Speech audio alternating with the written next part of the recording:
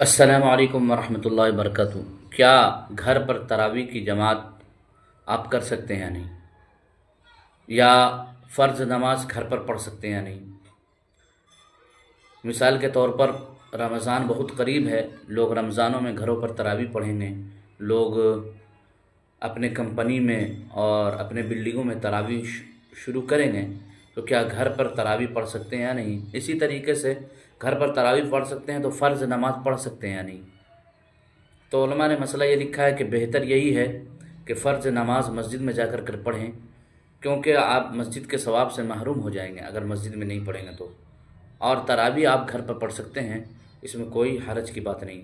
लेकिन फ़र्ज़ नमाज बेहतर यह है कि मस्जिदों में पढ़े, और तरावी पढ़ने का जहाँ तक मसला है तो आप घर पर पढ़ सकते हैं, लेकिन फ़र्ज़ नमाज तो मस्जिद ही में पढ़ें, आप मस्जिद के सवाब से महरूम हो जाएँ।